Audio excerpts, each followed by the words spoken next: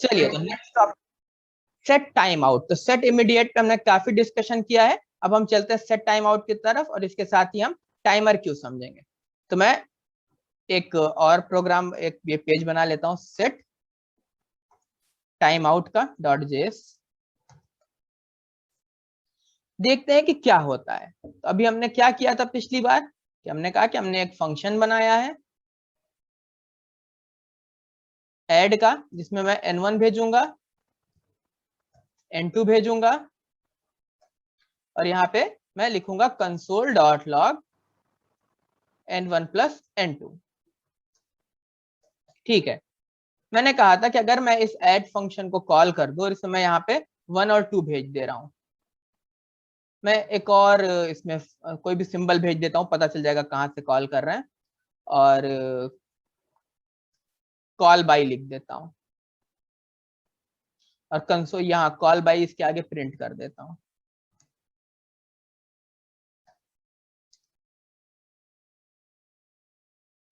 ठीक, तो लिख के आ जाएगा कहां से कॉल हो रहा है। यहाँ लिख दे रहा हूं डायरेक्ट, कुछ भी नहीं लगा रहा हूं, डायरेक्ट इसको कॉल कर रहा हूं।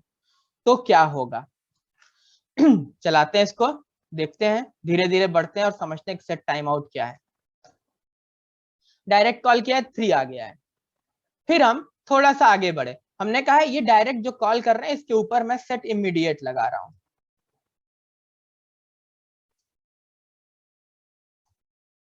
सेट इमीडिएट लगाया, एक कॉल बैक फंक्शन पास किया उसमें, और यहाँ अंदर से मैंने बस ये ऐड को कॉल कर दिया है।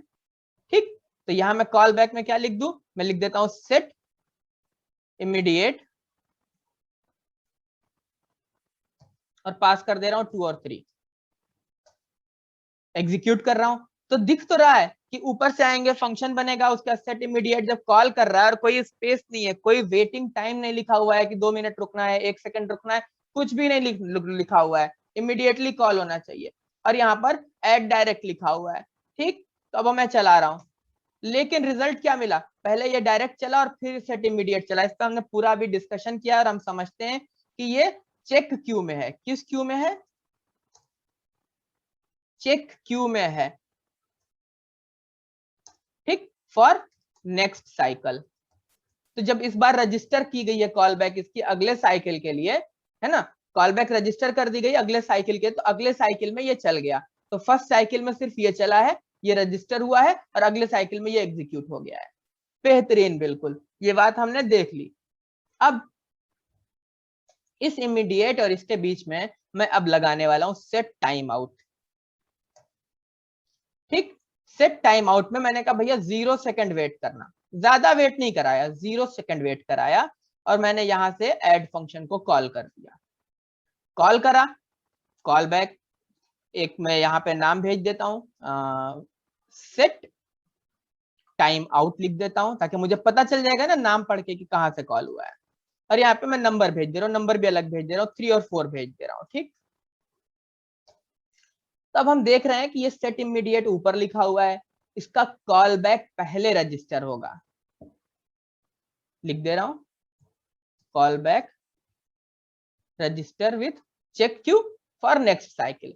चेक क्यू में नेक्स्ट साइकिल के लिए रजिस्टर हो गया है कॉल बैक। इसका कॉल बैक कहां पे रजिस्टर होता है, यहां पे भी वही होगा, कॉल बैक रजिस्टर होगा, call back register with timer Q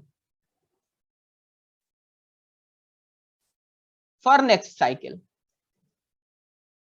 अगली साइकिल के लिए टाइमर क्यू में रजिस्टर कर दिया गया है। जब मैं यहाँ पढ़ रहा था अभी पिछली क्लास में, हमने देखा था कि टाइमर क्यू से ये चेक क्यू स्लो होती है।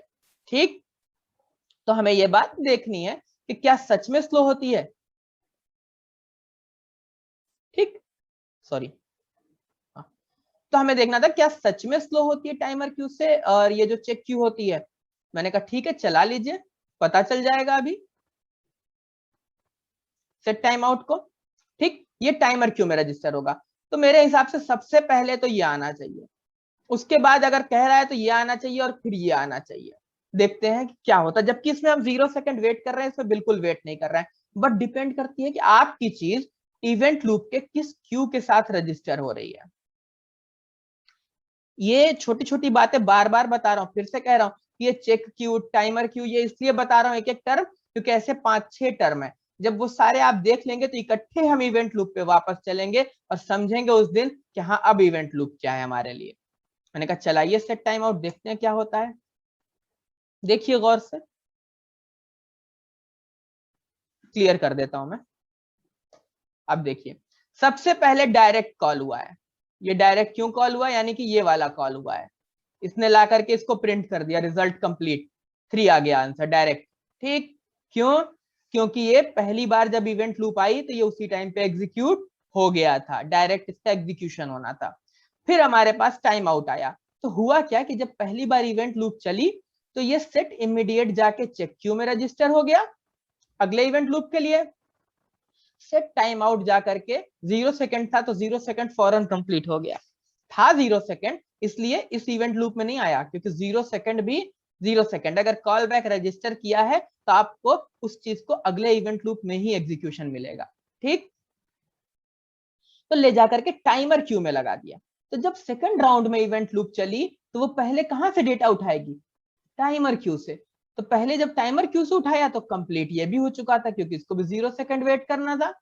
तो पहले इसको प्रिंट किया है, फिर गई चेक क्यू में, कहा चेक क्यू तुम्हारे पास भी कुछ डेटा है, इसने कहा मेरे पास भी डेटा है, उठा के उसको भी प्रिंट कर दिया। इसीलिए पहले हमें डायरेक्ट मिल गया, फिर टाइम आउट मिल गया और फिर सेट इमीडिएट मिल गया है। होपफुली ये सेट टाइम आउट और सेट इमीडिएट समझ में आ गया होगा। हम चलते हैं अपने अगले टॉपिक।